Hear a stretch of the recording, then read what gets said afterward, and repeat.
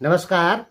भारत और पाकिस्तान के बीच में ये जो झड़प हुई है उसमें नेपाल की सरकार एकमात्र ऐसी सरकार थी जो चाह रही थी कि ये वार समाप्त हो जाए और पूरी दुनिया चाह रही थी कि भारत और पाकिस्तान में वार लगातार चलती रहे, हालांकि परमाणु युद्ध न हो और वार चलती रहे जैसे रूस यूक्रेन में चल रही है।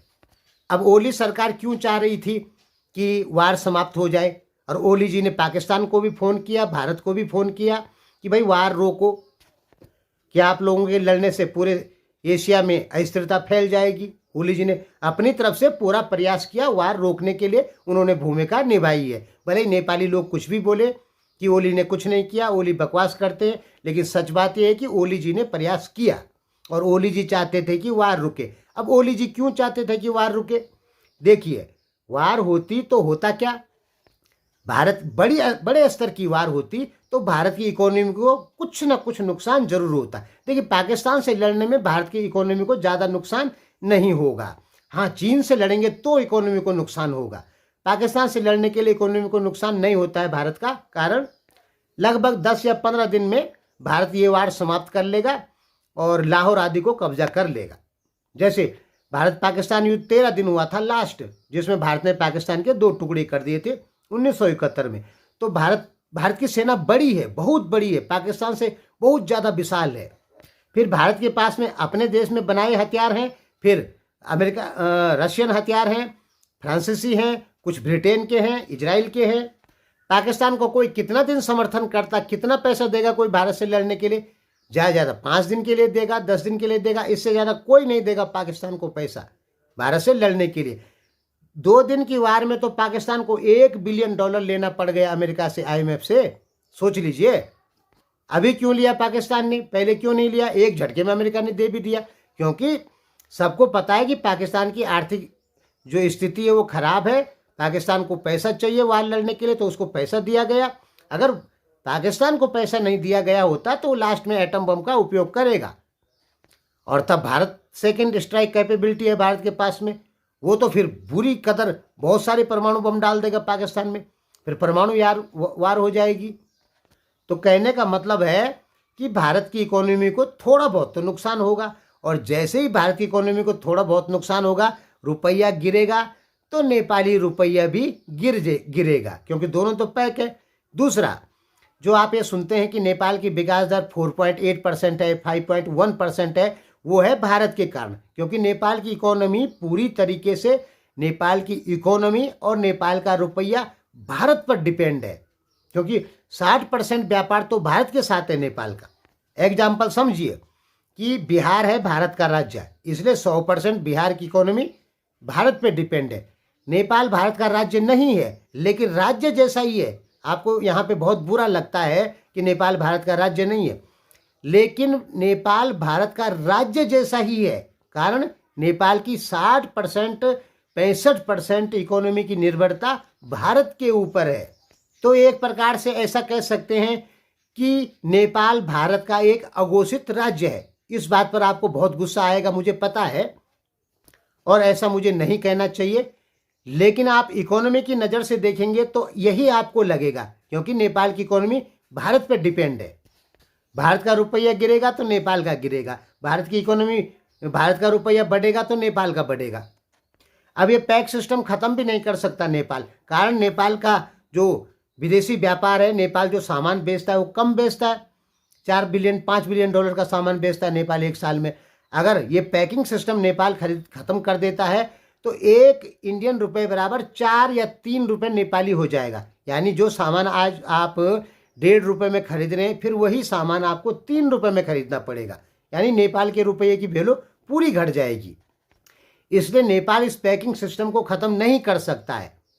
नेपाल ने प्रयास किए कि हम पैकिंग सिस्टम को ख़त्म करें, लेकिन नहीं कर पाया, क्योंकि जो नेपाल के अर्थशास्त्री हैं उन्होंने साफ कह दिया कि भाई इससे नेपाली रुपया बिल्कुल कमज़ोर हो जाएगा अगर पैकिंग सिस्टम हटा देते। तो कुल मिला जुला के अगर भारत की इकोनॉमी को नुकसान होता तो नेपाल की इकोनॉमी को नुकसान होता, और ओली जी के जो विपक्षी लोग हैं वो इसका सारा दोष ओली के ऊपर डाल देते कि ये ओली जी ने किया। मीडिया तो कंट्रोल ना होती है। और नेपाल में ओली विरोधी मीडिया भी है, ओली समर्थक भी है, लेकिन इस समय ओली विरोधी मीडिया नेपाल में ज़्यादा है। कारण ओली जी चाइना की बात इस समय बिल्कुल नहीं मानते हैं। नेपाल का साफ सीधा है, जो नेता चाइना का कहना मानेगा उस नेता की बुराई नेपाली मीडिया में नहीं होगी, क्योंकि नेपाली मीडिया कंट्रोल है, पाकिस्तानी मीडिया कंट्रोल है। जो समाचार चाइना में चलते हैं वही समाचार पाकिस्तान में चलते हैं, वही नेपाल में चलते हैं भारत के बारे में। तो इकोनॉमी को नुकसान ना हो, नेपाल में महंगाई ना बढ़े, क्योंकि अगर ये सब नेपाल में होता तो ओली जी की कुर्सी खतरे में आ जाती। इसलिए ओली जी चाह रहे थे कि ये लड़ाई जल्दी से जल्दी समाप्त हो, क्योंकि 1.5 रुपए का फर्क पड़ा है। 83 रुपए कुछ पैसे हुआ था डॉलर, भूल गए मैं कितने पैसे हुआ था, 83.5 लगभग, अभी 85 पहुंच गया लगभग। 1.5 रुपए का फर्क तो पड़ा है। तो नेपाली भी तो वहाँ 1.5 2.5 रुपए बढ़ गया। जहाँ 138-39 रहा होगा वहाँ 37 रहा होगा, वहाँ 38-39 हो गया होगा इस समय। तो इस वार से नेपाल को भी गजब के नुकसान थे, बहुत ज्यादा। तो इसलिए ओली जी चाह रहे थे कि ये वार जल्दी से जल्दी समाप्त हो, नहीं तो विपक्षी पार्टियां ओली जी का प्रधानमंत्री का पद खतरे में डाल देती। ओली जी का छोड़िए, मोदी का पद खतरे में डल जाता अगर बड़ा युद्ध होता।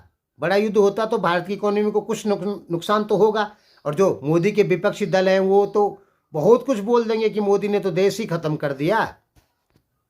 तो मोदी जी को और ओली जी को इस वार से इकोनॉमी को, भारत और नेपाल को बड़ा खतरा था, और उसका सारा दोष ओली और मोदी को जाता। नेपाल में ओली जी को, भारत में मोदी जी को। इसलिए ये वार रुकाना जरूरी था। इसलिए ओली जी ने कोशिश की है वार रुकाने की फोन के जरिए। अब वो भले अमेरिका ने वार रुकवाई हो, परमाणु युद्ध ना हो, इसलिए वो बात अलग है, लेकिन भूमिका तो खेली ना ओली जी ने। अब नेपाली लोग चाह रहे थे कि वार चलती रहे। बहुत सारे, ज़्यादा से ज़्यादा नेपाली चाह रहे थे कि वार चलती रहे। अरे आप कैसे लोग हैं, वार चलती रहेगी तो आप ही को देश को नुकसान होगा, बहुत भारी नुकसान होगा, आप तो देशद्रोही हो गए। नेपाली लोग चाह रहे थे कि भारत इस लड़ाई में हार जाए। बहुत सारे लोग, ज़्यादा लोग चाह रहे थे। देखिए भारत पाकिस्तान से कभी नहीं हार सकता, ये कन्फर्म है। कोई चांस नहीं है कि भारत हार जाए, इतनी बड़ी सेना है।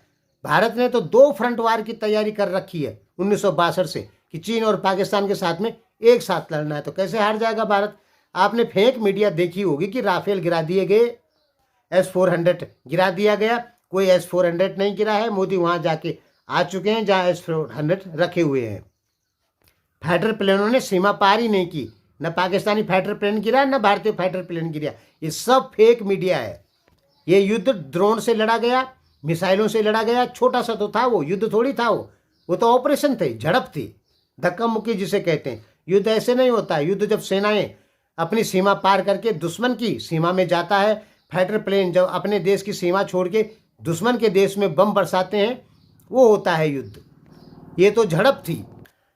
तो नेपाली, पाकिस्तानी, चाइनीज, बांग्लादेशी मीडिया एक जैसे समाचार दिखा रही थी कि पाकिस्तान जीत रहा है, ठीक है। भारतीय मीडिया ये दिखा रही थी कि भारत जीत रहा है। हालांकि भारत का जो स्ट्राइक हुआ पहला, वो बहुत जबरदस्त हुआ पाकिस्तान के ऊपर। पाकिस्तान बुरी कदर हिल गया था।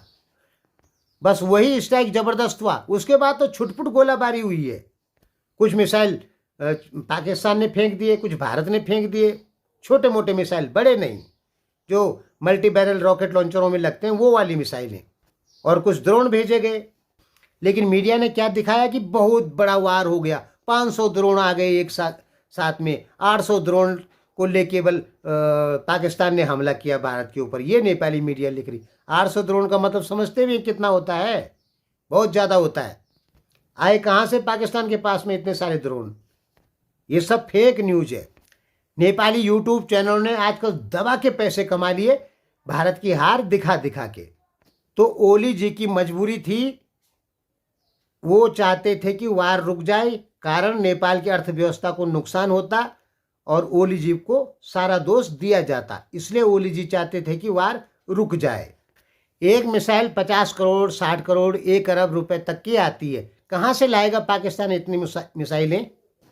भारत का तो मान सकते हैं कि भारत बड़ी इकोनॉमी है, ठीक है, अपनी 2-4 परियोजना, बड़ी बड़ी परियोजना बंद कर देगा तो लड़ाई का सारा खर्चा निकल जाएगा। भाई यही होगा, 4-5 परियोजना भारत अपनी बंद कर दे तो कई दिन तक लड़ लेगा। पाकिस्तान के पास तो ऐसा कुछ नहीं, चाइनीज परियोजनाएं हैं, उनको पाकिस्तान बंद नहीं कर सकता। बंद करेगा तो उनका पैसा पाकिस्तान को थोड़ी मिलेगा, उसका पैसा पाकिस्तान हथियार नहीं ना खरीद सकता है उस पैसे से। भारत पाकिस्तान ऐसे ही हैं जैसे नेपाल भूटान है। नेपाल और भूटान में लड़ाई हो जाएगी तो नेपाल की सेनाएं भूटान को मुश्किल से 1 या 2 दिन में कब्जा कर लेगी। वैसे ही है भारत पाकिस्तान। भारत पाकिस्तान में जब भी लड़ाइयाँ हुई है तो भारत ने पाकिस्तानी ज़मीन को कब्जा किया है या पाकिस्तान के टुकड़े किए हैं। पाकिस्तान भारत की अपेक्षा बहुत छोटा देश है। हाँ, हो सकता है कुछ मिसाइल हमला कर दे, लेकिन रिजल्ट क्या आएगा? रिजल्ट यही आएगा कि पाकिस्तान की बर्बादी तय है। धन्यवाद।